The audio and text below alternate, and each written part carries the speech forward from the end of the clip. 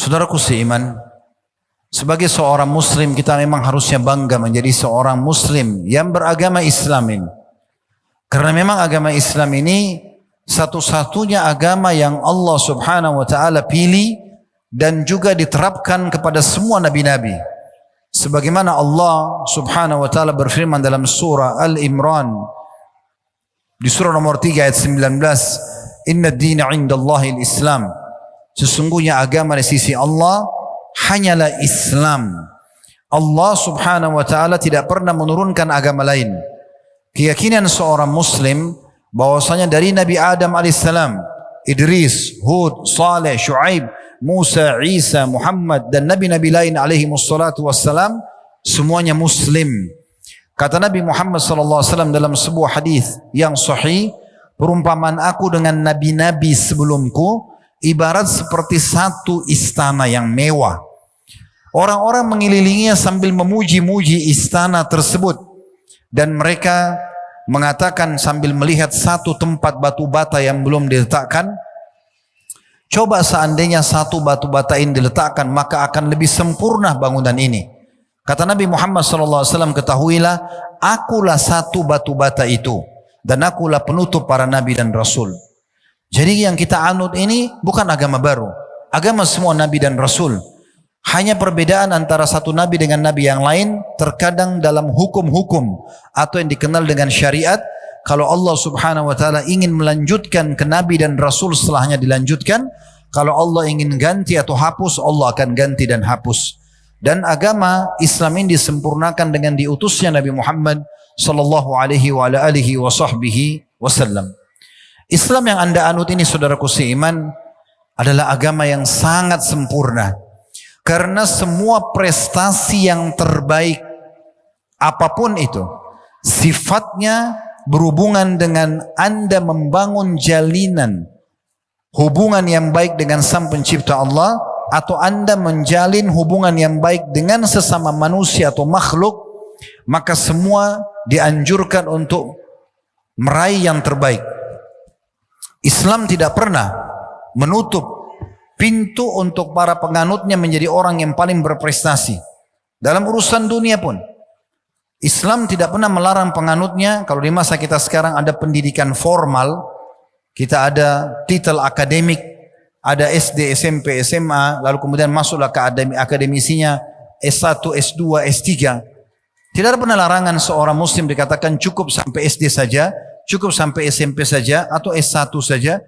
Selama dia mau, dia boleh mengejar prestasi terbaiknya. Dan akhirnya bertambah ilmunya, makin luas wawasannya, dan juga tentunya akan mendatangkan sumber income tambahan.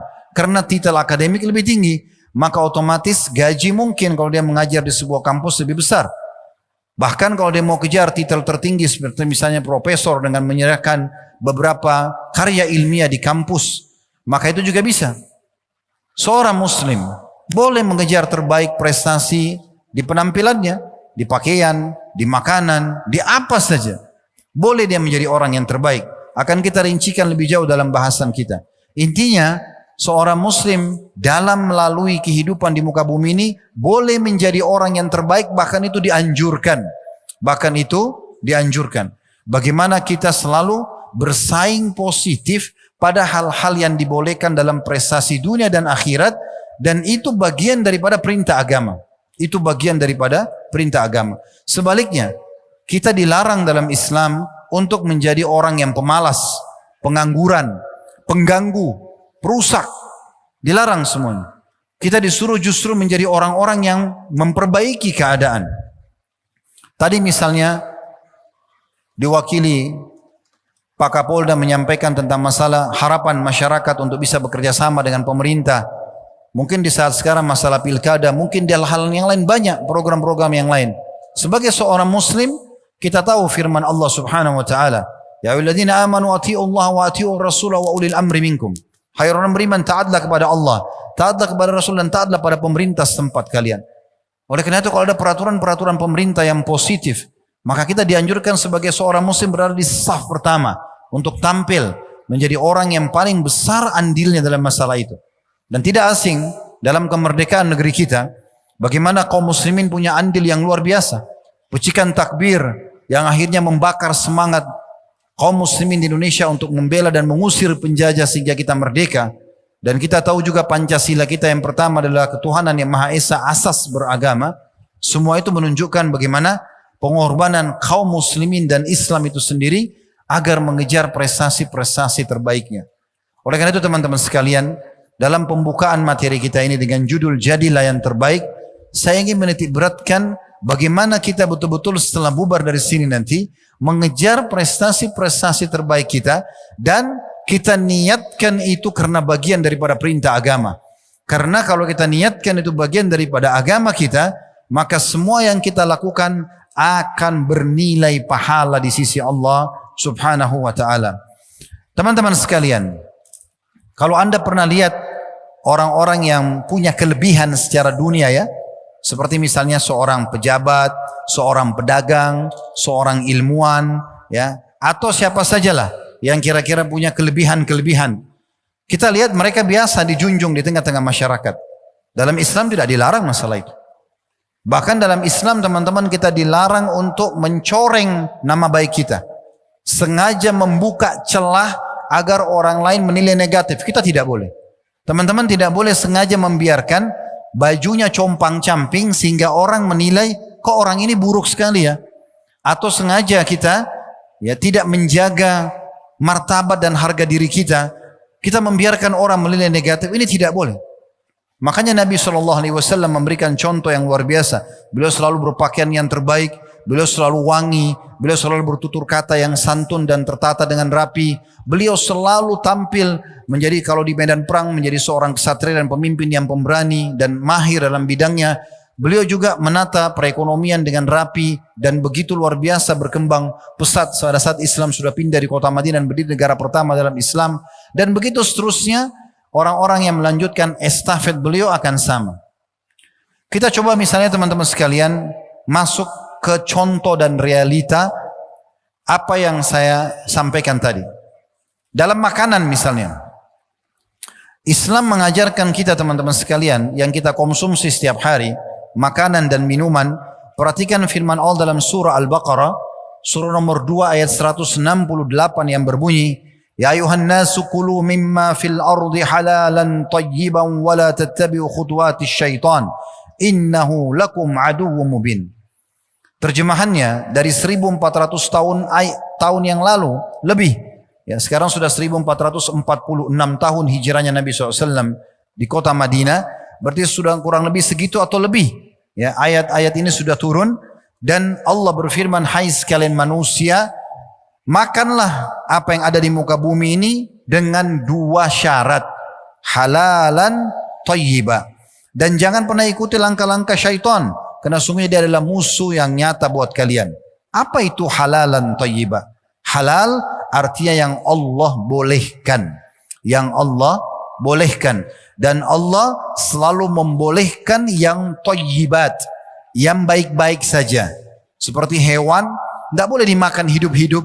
Misalnya, ya, dalam kondisi dia masih hidup, tapi dia disembelih, ada caranya, ditumpahkan darahnya, dibersihkan dagingnya, dimasak, dikelola dengan bumbu, lalu dikonsumsi misalnya. Dan juga Allah Subhanahu Wa Taala mengatakan thayyiba, harus berkualitas.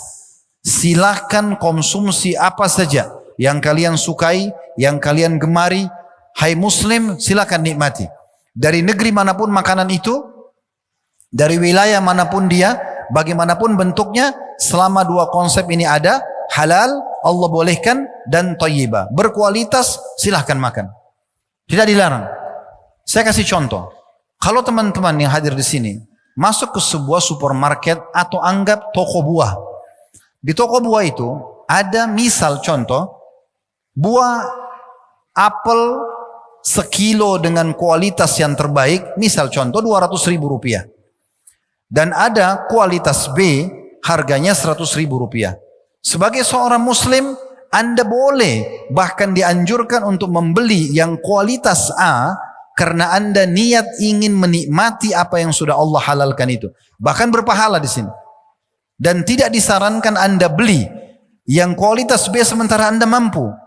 Dan ini bukan menolak makna hemat, bukan. Hemat itu dalam Islam adalah tidak mubazir. Tidak mubazir. Jadi Anda makan, ya, nikmati, boleh, silahkan, yang paling berkualitas, asal tidak mubazir, jangan dibuang-buang. Nah, itu namanya hemat. Jadi bukan berarti hemat itu kita pilih yang kualitas B, sementara kita mampu beli kualitas A, sehingga kita tidak menikmati. Dengarkan sabda Nabi SAW berhubungan dengan masalah ini. Beliau pernah melihat ada seorang sahabat duduk dalam majlis beliau, dalam kondisi bajunya kumuh, penampilannya lusuh. Dan kelihatan orang ini seperti orang yang tidak merawat dirinya. Maka apa yang terjadi? Nabi SAW bertanya, pertama pertanyaan kepada orang ini, apakah kamu punya harta? Orang ini mengatakan, ada ya Rasulullah. Kata Nabi SAW, apa hartamu? Dia sebutkan, saya punya unta, saya punya sapi, saya punya domba. Di masa itu, orang kalau punya ini teman-teman sekalian berarti orang kaya. Apa kata Nabi Muhammad SAW? Aina anta min athari ni'ami rabbika alaik. Mana kamu dari bekas nikmat Tuhanmu pada dirimu? Kalau memang kau betul punya harta, kenapa bajumu lusuh? Kenapa penampilanmu seperti ini? Kenapa tidak nampak bekas nikmat Allah pada dirimu? Nabi SAW tegur. Abu Hanifah rahimahullah, salah satu dari 4 imam mazhab yang sangat masyhur.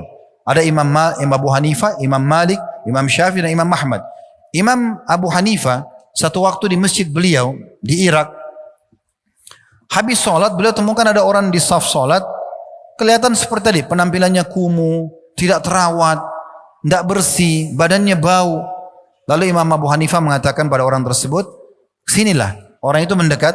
Lalu Abu Hanifah mengatakan, pergilah ke mihrab saya. Mihrab, tempat beliau jadi imam, karena beliau jadi imam pada masa itu. Lalu beliau mengatakan, angkat sejadah saya. Di bawahnya ada sebuah kantong, bawalah ke sini. Maka orang itu pun datang ke mihrabnya Imam Abu Hanifah, lalu mengangkat sejadah dan mengambil sebuah kantong, ternyata berisi cukup banyak uang dinar emas. Dia bawa, dia berikan kepada Imam Abu Hanifah. Lalu orang itu mengatakan, silakan imam. Imam itu kalau kita sekarang kiai, ustadz ya. Maka kemudian orang Abu Hanifah mengatakan, ambillah, gunakan untuk kebutuhan hidupmu. Maka orang itu mengucapkan satu kata-kata yang unik. Dia mengatakan, tapi saya orang mampu. Tapi saya orang mampu. Maka Abu Hanifah marah sambil mengatakan, kalau begitu mana bekas nikmat Allah pada dirimu? Kalau kamu orang mampu, kenapa kamu berpenampilan seperti ini? Kenapa lusuh? Kenapa kotor? Kenapa bau? Teman-teman kalau pelajari Syama'il Muhammadiyah atau ciri khasnya Nabi Muhammad SAW, disebutkan dalam riwayat, beliau selalu berpenampilan bersih, rapi, wangi. Belum pernah Nabi SAW keluar ke para sahabat rambutnya berantakan. Belum pernah beliau keluar menghadap para sahabat dengan baju yang kotor. Belum pernah beliau keluar dengan badan yang bau. Belum pernah. Bahkan dalam riwayat disebutkan, Nabi SAW pernah keluar dari rumahnya, disampaikan oleh Ka'ab radhiyallahu anhu. Di saat itu bulan purnama yang sangat terang. Dan Ka'ab lagi sangat kagum melihat bulan purnama itu. Beliau mengatakan, saya kebetulan melihat itu dari depan rumah Nabi. Tiba-tiba pintu rumah Nabi dibuka. Beliau keluar baru selesai mandi dengan menyisir rambut dengan rapi dan menggunakan jubah berwarna merah bergaris hitam. Dan saya temukan Nabi SAW lebih indah daripada bulan itu. Para sahabat mengatakan, kami kalau salaman dengan Nabi SAW, kami menemukan bau wanginya sampai berhari-hari. Dan disebutkan dalam beberapa asar, Nabi SAW kalau menggunakan wangi-wangian meletakkan dari kepala beliau sampai ke kaki beliau. Beliau meletakkan semua serbuk wangi dari negeri Syam. Semua beliau letakkan sendiri kecuali wilayah, beliau seluruh keluarganya letakkan kecuali kemaluan beliau letakkan sendiri alaihi salatu wassalam. Beliau tidak pernah ketemu orang, tidak pernah sholat, wudu, masuk ke dalam rumah ketemu keluarga, kecuali beliau sudah bersiwak. Berapa kali kita sikat gigi sehari teman-teman sekalian? 2-3 kali? Kalau ada di antara kita mungkin sudah sikat gigi sehari 3 kali atau 4 kali, kita anggap sudah luar biasa bersihnya. Biasanya orang sehari cuma 2 kali, kan gitu. Nabi Muhammad SAW perintahkan kita teman-teman dalam agama yang mulia ini, sikat gigi itu belasan kali sehari. Beliau mengatakan dalam hadis yang sahih, kalau saya tidak memberatkan umat saya, maka saya akan perintahkan mereka bersiwak di setiap kali mau sholat. Siwak itu sikat gigi. Bayangkan kalau setiap mau sholat sikat gigi. Kalau sholat wajib saja sehari 5 kali, berarti 5 kali sikat gigi kalau mau sholat wajib. Belum sholat sunnah, sholat qobliyah, sholat ba'diyah, sholat duha, sholat malam, tahiyat masjid, sholat wudu, ya, sholat taubat. Berapa kali kita disuruh sikat gigi, menjaga kebersihan itu. Dan kata Nabi alaihi salatu wassalam dalam sebuah hadis yang dihasankan oleh Al-Mundhiri dalam kitab Targhib Tarhib beliau, saya diperintahkan untuk bersiwak sampai saya mengira gigi saya akan rontok karena seringnya disuruh bersiwak. Nabi SAW mengingatkan juga umatnya, fitrah, hal dasar yang harus dijaga oleh setiap muslim, khitan, sunat. Dan kita kalau lihat penelitian medis ini kebersihan yang luar biasa. Kemudian juga disebutkan potong kuku, mencukur bulu ketiak, mencukur bulu kemaluan, dan mencukur kumis bagi laki-laki ditambah dengan mencukur kumis. Ini semua kebersihan dan kerapian dalam Islam. Kita tahu dalam Islam Bapak Ibu sekalian, kita enggak sah sholatnya kalau ada tetes saja air seni kita. Kencing maaf, tetes atau tetes di tubuh kita atau di kain kita enggak sah sholatnya kalau kita sholat. Tidak cebok enggak sah sholatnya. Bahkan kata Nabi SAW pada saat melewati 2 kuburan beliau mengatakan 2 penghuni kuburan ini sedang disiksa. Dan mereka disiksa dengan hal yang tidak dianggap besar oleh mereka. Tapi ketahuilah itu sangat besar di sisi Allah subhanahu wa ta'ala. Yang satu suka adu domba, yang satu tidak cebok pada saat kencing. Cebok pun diurus dalam Islam. Selalu bersih, rapi. Kita tahu ada mandi wajib dalam Islam. Ada mandi Jumat, ada mandi junub, ada mandi haid. Bahkan mandi secara umum dalam keseharian. Allah subhanahu wa ta'ala menciptakan kita teman-teman. Dan menciptakan kepada kita juga rasa gerah. Misal teman-teman maaf di sini ada yang keringatan karena dari tadi nunggu misal. Kita gerah. Sebenarnya kita nggak nyaman dengan gerah. Yang ciptakan kita Allah. Yang ciptakan gerah itu Allah. Dan yang mengajarkan kita untuk menghilangkan gerah dengan mandi. Dan memberikan rasa segar setelah mandi Allah. Dan apa kita pada saat gerah nggak nyaman? Supaya kita melangkah untuk membersihkan tubuh. Kenapa setelah kita mandi kita rasa segar dan percaya diri? Agar kita selalu menjaga itu. Islam datang memandu penganutnya. Ayo sempurnakan hidupmu. Jaga semua kebersihan dari rambut sampai kaki. Jangan ada najis. Jangan ada kotor. Maaf. Keluar angin saja batal wudunya. Gak boleh sholat. Kan gitu. Apalagi kalau sudah sampai hari yang besar. Maaf tinja. Atau dia keluar sperma. Karena dia junub misalnya, maka harus mandi. Ini nggak bisa main-main. Wanita haid berdarah nggak boleh disentuh kemaluannya, walaupun dengan suami yang halal, karena itu adalah azza kata Allah dalam surah Al-Baqarah, surah nomor 2 ayat 222. Nanti kalau sudah bersih, suci kata Allah, sudah mandi suci istri baru bisa gauli di tempat yang Allah perintahkan. Begitu Allah sebutkan tentang haid. Yas'alunaka 'anil mahid. Ditanyakan kepada Muhammad tentang masalah haid. Qul huwa adzan fa'tazilun nisa fil mahid. Katakan dia azan, penyakit, dan jauhilah wanita pada saat dia sedang haid. Wala taqrabuhunna hatta yathur. Jangan kalian sentuh mereka, gauli mereka di kemaluannya sampai mereka bersuci. Fa idza tatahharna fa'tuhunna min haitsu amarakumullah. Kalau mereka sudah bersuci baru gauli di tempat yang Allah perintahkan kepada kalian. Jadi Allah subhanahu wa ta'ala luar biasa mengingatkan. Bahkan Allah bilang innallaha yuhibbut tawwabin wa yuhibbul mutatahhirin. Allah suka orang yang suka bertobat dan suka orang yang suka bersuci. Jadi luar biasa. Diperintahkan bersih, rapi, ya. Jadi kita juga tidak boleh merusak nama baik kita dengan penampilan yang kotor. Rasulullah SAW tidak pernah contohkan itu. Bahkan sudah banyak contoh yang kita sebutkan. Begitu juga dengan interaksi sama orang lain. Sekian banyak hal yang harus kita perhatikan. Tapi nanti kita akan sebut satu persatu. Sekarang kita masuk dulu ke makanan kembali. Jadi makanan pun kita dianjurkan teman-teman untuk makan yang berkualitas. Bahkan ayam nih, ayam ini halal. Tapi kalau ayam itu jadi bangkai, ditabrak motor, ditabrak mobil, bangkai atau mati karena penyakit, sudah enggak thayyibah, jadi haram dia. Jadi syaratnya harus halal dan thayyibah. Ini berarti harus dibolehkan dan berkualitas tinggi. Saya dapat informasi dari beberapa teman-teman muslim di Jepang. Mereka pernah masuk ke satu supermarket, informasi ini sampai kepada kami. Lalu mereka temukan ada orang asli Jepang penyembah matahari. Mereka sembah matahari. Mereka yakin Tuhan mereka itu dewa mereka matahari. Dan kaisar mereka anak dewa matahari itu. Ya. Walaupun mereka maju secara teknologi tapi keyakinan mereka seperti itu. Tapi sebagian masyarakatnya itu kalau masuk ke supermarket beli makanan kaleng. Ditemukan oleh muslim-muslim di sana mereka beli kaleng yang ada label halalnya. Label halal. Ditanya sama seorang muslim sana, kenapa Anda muslim? Dia bilang bukan. Kenapa Anda beli ini? Ini kan ada label halal. Orang yang tanya bilang, saya muslim. Kalau dalam agama kami ini karena ini agama perintahkan. Apa jawaban orang itu? Karena, dia bilang ya, karena ini lebih terjamin secara kualitasnya. Orang yang sembah matahari tahu itu. Ada seorang sahabat saya, buka hotel syariah di Jawa. Subhanallah, saya tablik akbar di kota itu. Seperti gini, Masya Allah datang waktu itu. Kemudian saya nginap di hotel beliau. Kebetulan hotel beliau hotel syariah. Ada satu kisah yang unik Bapak Ibu sekalian. Pada saat saya turun dari kamar naik lift menuju ke mobil beliau untuk tablik akbar. Tiba-tiba saya melihat di lift itu ada orang non-muslim. Orang non-muslim itu kelihatan karena dari pakaian mereka. Ya, saya lihat dari pakaian sepertinya orang non-muslim. Ya, laki-lakinya pakai celana pendek di hotel itu. Padahal ini hotel syariah. Ya. Kemudian yang perempuannya juga tidak berhijab dan saya pikir ini orang non muslim ya. Intinya pada saat saya naik ke mobil pemilik hotel saya tanya, di hotel antum ini apakah yang nginap semuanya muslim? Dia bilang tidak Ustaz. Bahkan ada orang non muslim. Saya tanya, pernah nggak antum tanya kenapa mereka pilih hotel antum? Ini kan hotel syariat. Dia bilang pernah. Apa jawabannya? Jawaban orang-orang non muslim yang nginap di hotel syariah itu, waktu ditanya sama pemilik hotel ya, kenapa Anda pilih hotel kami? Kami kan hotel Islam. Apa jawabannya orang itu? Karena di hotel ini saya lebih merasa aman buat istri dan anak-anak saya. Tidak ada perempuan nakal, tidak ada minuman keras, dan tidak ada narkotika. Jawaban mereka itu. Jadi sebenarnya teman-teman sadari baik-baik.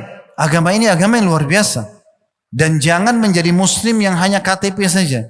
Coba menjadi muslim yang sebenarnya. Karena betul-betul tatanan hidup kita ini ditata dengan begitu rapi dan sempurna. Dan Allah sudah perintahkan kita dalam Al-Quran. Ya ayyuhalladzina amanu udkhulu fis silmi kafah. Hai orang beriman masuk ke dalam Islam secara kafah. Seluruhnya. Jangan setengah-setengah. Karena memang luar biasa perintahnya. Karena memang luar biasa. Ini kita baru bicara dunia ya. Nanti kita akan singgung masalah akhirat juga yang Allah janjikan di surga. Di penutupan-penutupan bahasan kita insya Allah. Luar biasa Allah gambarkan surga. Semuanya keindahan. Istana mewah, kebun-kebun yang lebat, bidadari yang cantik, bidadara yang gagah, pakaian-pakaian sutra yang mewah. Semuanya yang bagus-bagus. Jadi kita bisa menangkap sebuah pesan penting. Bahwasanya Islam menyuruh kita menjadi yang terbaik. Begitu juga Allah subhanahu wa ta'ala sebutkan berulang-ulang Allah ulangi tentang halalan thayyibah dalam makanan ini ya. Begitu juga dalam surah Al-Maidah surah nomor 5 ayat 88 yang berbunyi wa qulu mimma razaqakumullahu halalan thayyiba wattaqullaha alladzi antum bihi mu'minun. Makanlah, nikmatilah, minumlah apa yang telah Allah jadikan rezeki buat kalian, tapi syaratnya halal yang dibolehkan dan thayyibah berkualitas dan bertakwalah kepada Allah yang kalian beriman kepadanya. Yang dengannya atau kalian beriman kepadanya. Jadi kualitas pun harus dijaga. Begitu juga Allah sebutkan dalam surah An-Nahl, surah nomor 16 ayat 114 yang bunyinya, "Fakulu mimma razaqakumullahu halalan thayyiba washkuru ni'matallahi in kuntum iyyahu ta'budun." Makanlah, dan kalau kata ulama kalau disebutkan makan berarti minuman masuk di dalamnya karena orang tidak bisa makan tanpa minum. Apapun yang Allah sudah jadikan rezeki buat kalian yang halalan, yang dibolehkan dan thayyibah yang berkualitas dan bersyukurlah kepada Allah atas nikmat itu kalau kalian benar-benar menyembah kepadanya. Ini penting sekali untuk digarisbawahi. Dan sebagai poin tambahan teman-teman sekalian, Allah subhanahu wa ta'ala menciptakan yang halal jauh lebih banyak daripada yang haram. Ya. Kalau seandainya, ini coba renungi ya, Allah subhanahu wa ta'ala menciptakan kita ini, tubuh kita ini, otot kita ini butuh protein. Dan protein yang bagus, protein hewani. Kita makan daging merah, ya. Kita makan putih telur ayam misalnya, ya, dan seterusnya. Ini kita contoh saja daging. Daging sapi, daging kambing, ya. Daging ayam, itu bagus sekali untuk otot kita. Ya, gitu.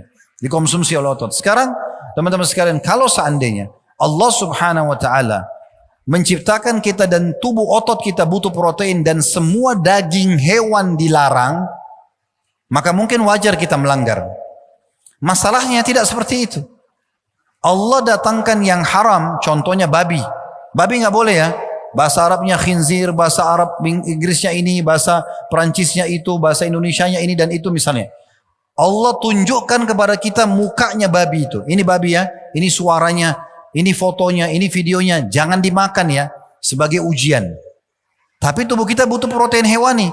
Allah haramkan babi satu, Allah ganti dengan banyak sapi, ayam, kelinci, dan semua hewan air. Jadi Allah halalkan banyak, yang haram itu sedikit. Oleh karena itu tidak ada alasan untuk tidak konsumsi yang halal. Dan kenapa harus masuk ke ranah haram? Sementara haram itu sebagai ujian. Begitu juga dengan pada saat Allah haramkan khamar, minuman keras. Nggak boleh narkotika, obat-obat terlarang, dan pemerintah juga sudah mengeluarkan peraturan tidak boleh ya. Minuman keras nggak boleh. Tapi kita butuh cairan. Kita butuh itu. Allah SWT ganti dengan air putih, sirup, ya, apalah kopi, teh, ya, jamu kalau kita, dan banyak minuman-minuman lain. Air putih banyak. Allah ciptakan kita ada syahwat, kita suka dengan lawan jenis. Allah yang membuat kita laki-laki suka sama perempuan, perempuan suka laki-laki. Allah bilang itu dalam Al-Quran. Zuina linnasi hubbu syahwati minan nisa. Telah dihiasi dalam diri setiap laki-laki itu rasa suka, syahwat, ada syahwatnya. Dia suka mau lihat, suka mau cium, suka mau pegang, ujungnya meletakkan kemaluan di kemaluan. Allah yang buat itu. Karena dengan itu, si laki-laki mau tuangkan spermanya, si perempuan mau terima sperma, bertemu sel turun lalu hamil, terjadilah populasi manusia. Bayangkan kalau Allah nggak kasih kita syahwat. Kita laki-laki nggak punya syahwat, nggak mau tuain sperma. Perempuan nggak punya syahwat, nggak mau terima ya sperma suaminya, kemudian hamil dan mengandung 9 bulan lalu terjadi populasi manusia. Begitu parahnya dan tidak akan terjadi populasi manusia. Tapi Allah ajarkan kita cara yang benar. Cara yang benar nikah, cara yang salah zina. Dan Allah berikan bukti secara rasional kalau yang dia perintahkan jauh lebih gampang dan jauh lebih mulia. Nikah dengan kalimat wali perempuan mengatakan saya nikahkan kamu dengan anak perempuan saya Fulana binti Fulana dengan mas kawin ini. Lalu si mempelai laki-laki mengatakan saya terima nikahnya Fulana binti Fulana dengan mas kawin ini. Ada saksi 2, ada maharnya, sah pernikahannya. Kurang dari 5 menit mereka sudah boleh biologis sepuasnya, boleh safar sama-sama, pacaran sepuasnya, bahkan ibadah biologis setelah akad nikah. Sebagaimana sabda Nabi SAW, di kemaluan kalian ada sedekah, ada pahala yang besar. Lalu kata para sahabat, ya Rasulullah, ayati ahaduna ahlu walahu fihi ajr. Apakah salah seorang di antara kami menggauli istrinya, dapat kenikmatan, dia juga dapat pahala? Kata Nabi SAW, ara'aitum la wada'tum fil haram alakumul wizr. Tidakkah kalian lihat kalau kalian letakkan pada kemaluan kalian pada yang haram, maka Allah jadikan itu dosa? Wa kadzalika bil halal. Begitu juga pada saat kalian letakkan pada yang halal. Jadi begitu kita dibolehkan nikmati. Dan orang kalau menikah di malam pertama, semua orang tahu mereka akan biologis. Tapi tidak ada rasa khawatir karena mengikuti peraturannya sang pencipta Allah. 2 pengantin mempelai gembira, mereka tahu mereka akan biologis dan juga keluarganya tahu akan biologis. Kalau hamil dua-duanya senang, keluarganya senang, anak yang lahir jelas statusnya. Coba kalau zina yang Allah larang, masuk hotel sembunyi-sembunyi, ketakutan, akhirnya terganggu di biologis dia dan mesraannya dia. Kalau hamil dua-duanya malu, keluarganya malu, anak yang lahir gak jelas statusnya. Sampai ada aborsi, digugurkan. Kalau perempuan hamil dari suami halal, walaupun perutnya besar jalan di pasar, orang tanya dia dengan bangga mengatakan, ibu hamil ya? Iya, karena dari suami halal. Tapi kalau dari haram yang Allah haramkan, maka pasti dia akan terasa terganggu. Ditutup perutnya, disembunyikan, kalau perlu digugurkan. Nah itu yang terjadi. Allah buat sesuatu yang halal itu terbuka di mata manusia. Ini baik loh. Sesuatu yang haram itu diperlihatkan juga itu tidak baik. Tadi saya bilang, semua yang diperintahkan agama teman-teman, jujur, amanah, tanggung jawab, bakti sama orang tua, semuanya baik-baik dan diberikan keutamaan atau fadilah supaya kita jadi orang baik. Dan semua yang buruk-buruk, mencuri, menggunjing, mengganggu, memfitnah, membunuh, mencuri, semua dilarang dan diberikan ancaman yang berat. Berarti memang kita disuruh mencari kualitas yang terbaik. Itu contoh yang pertama, makanan, minuman. Yang lain, pakaian. Perhatikan firman Allah Subhanahu wa taala di dalam surah Al-A'raf, surah nomor 7 ayat 31. Bunyinya ya bani Adam khudhu zinatakum 'inda kulli masjidin wa kulu washrabu. Wa kulu washrabu wa la tusrifu innahu la yuhibbul musrifin. Artinya, hai anak Adam, ambillah, kenakanlah pakaian terbaikmu, perhiasan terbaikmu pada saat kau akan menuju ke masjid, dan makanlah serta minumlah dan jangan berlebihan.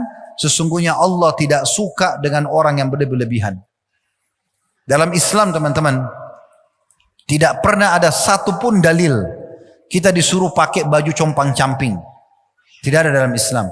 Bahkan kalau sudah pernah dengar ya, apalagi kalau laki-laki tentang sholat Jumat, apa yang Nabi SAW perintahkan? Ya disuruh pakai baju yang terbaik, wangi-wangian yang terbaik, mandi yang paling bersih. Bahkan kalau ada yang menggabungkan ini ya, pakai baju terbaiknya, pakai wangi-wangian terbaiknya di hari Jumat, dia mandi yang paling bersih gitu kan. Kemudian dia pergi tanpa memisahkan atau melewatin pundak dua orang, maka diampuni dosanya Jumat itu sampai Jumat yang akan datang dan ditambah 3 hari. Dimotivasi dapat pengampunan karena bersih. Coba bayangkan, pakai baju yang bagus. Dalam Islam, sudah tahu belum teman-teman sekalian, ada doa memakai baju baru. Ya, kalau teman kita pakai baju baru, disunnahkan kita doakan. Tubli wa yukhlifullah, kata Nabi SAW. Semoga baju ini kamu pakai lama, dan kalaupun rusak digantikan oleh Allah. Dalam riwayat lain, ilbis jadidan, semoga kau selalu pakai baju baru. Wa ishhamidan, semoga hidupmu bahagia. Wa mut syahidan, dan semoga pada saat kau mati, mati syahid. Doa untuk orang pakai baju baru. Artinya apa? Dimotivasi, ayo pakai baju baru. Nggak ada larangan dalam Islam. Silakan berpenampilan yang bagus. Dan muslim yang lihat saudaranya muslim pakai baju baru disuruh doakan. Coba bayangkan.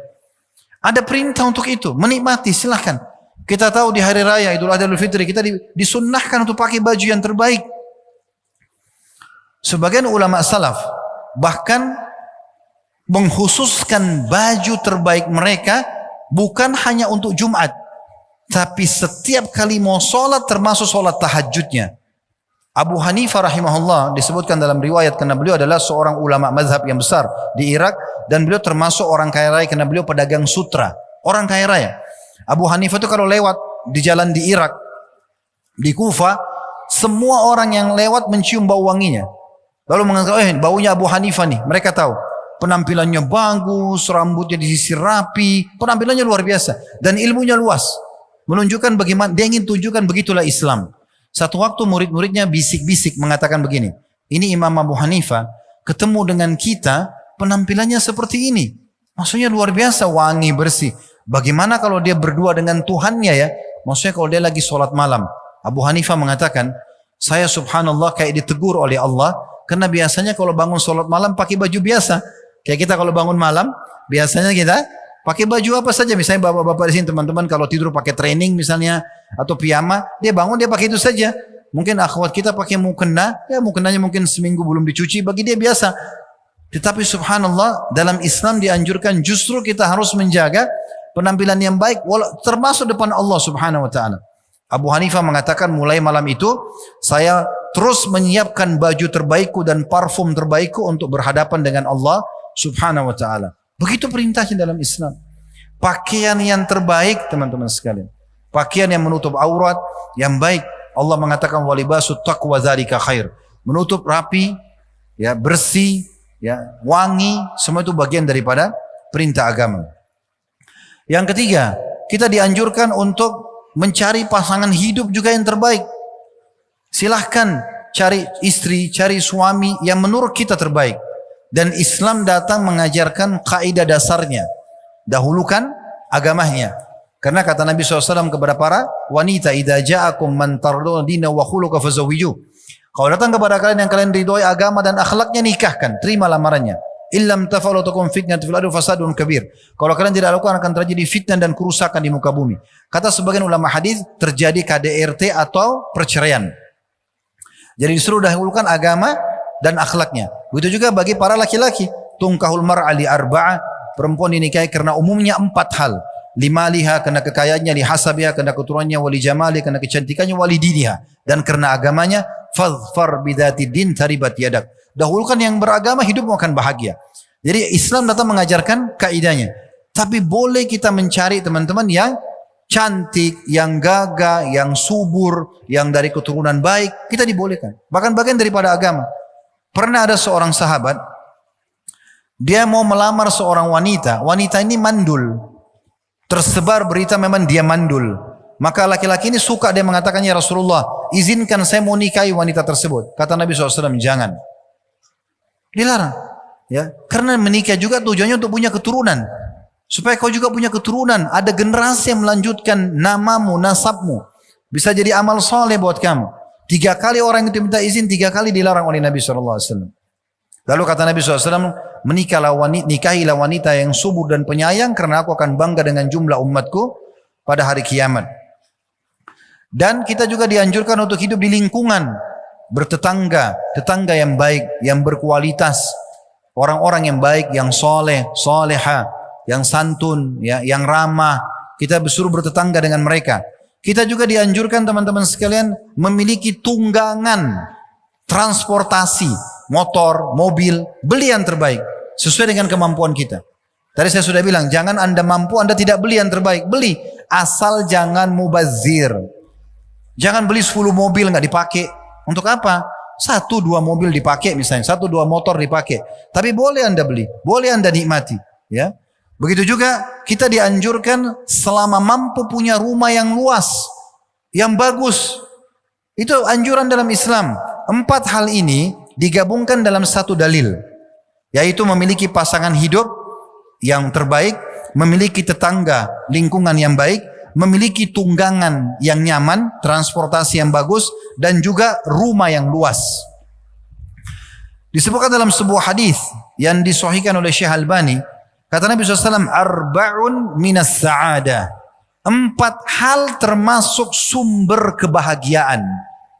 Lalu Nabi SAW sebutkan, al-mar'atu salihah. Yang pertama, pasangan yang soleha.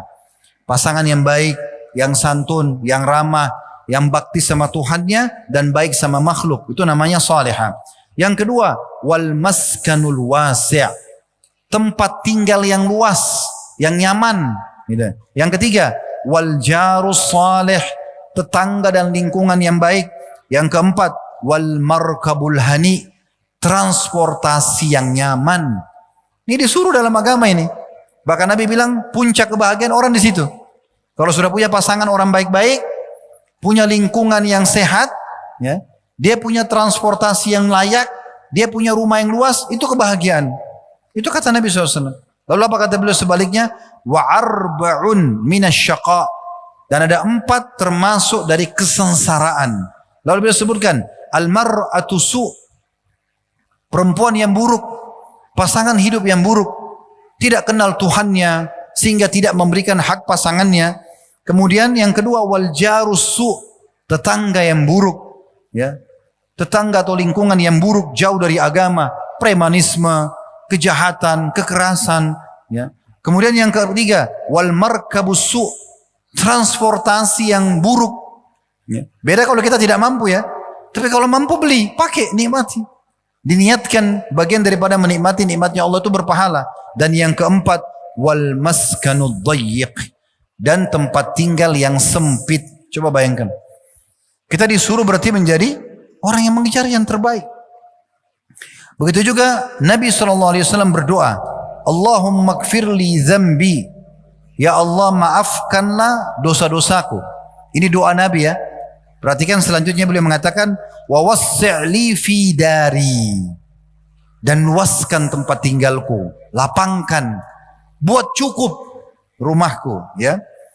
Wa barik li fi ma razaqtani, dan berkahi apa yang telah Engkau jadikan sebagai rezeki untukku.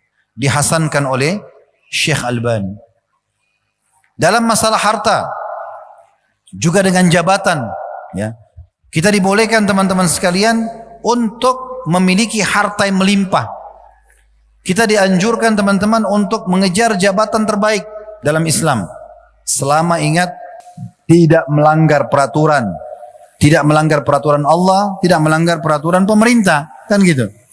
Selama itu tidak terjadi, harta Anda sumbernya halal, berbisnis, ya, berniaga, Anda kerja di satu instansi lalu Anda mengejar prestasi naik jabatan, boleh dalam Islam, bahkan dianjurkan. Itu bagian daripada agama. Kita bisa lihat bagaimana, ya, banyak sekali dalil berhubungan dengan masalah ini. Di antaranya Nabi SAW bersabda, "Ma akala ahadun ta'aman qattun khairun min an ya'kula min amali yadi.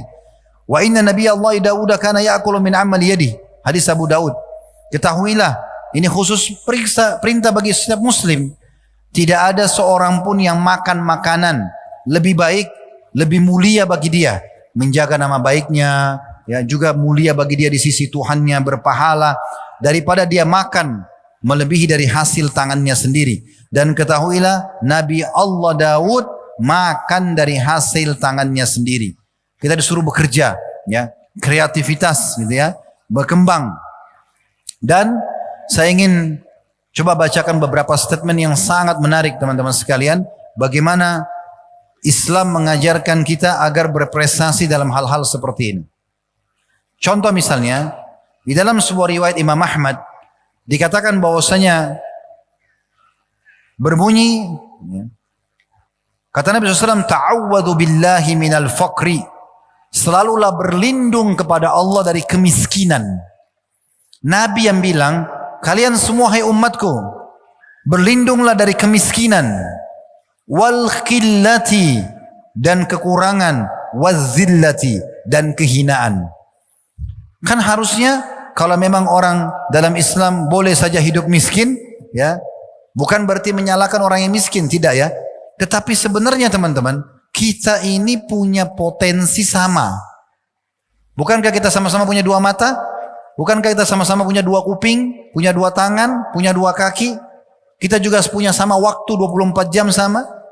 Kan kita juga sama-sama lapar, kita sama-sama kenyang, kita sama-sama capek, kita sama-sama bisa belajar. Berarti tidak ada alasan untuk tidak mengejar prestasi, ya. Ulama bahkan menitik beratkan sebenarnya nasib seseorang itu umumnya, ya, Allah Subhanahu wa taala takdirkan rezekinya, tetapi dia menentukan bagaimana penentuan nasib dia, ya.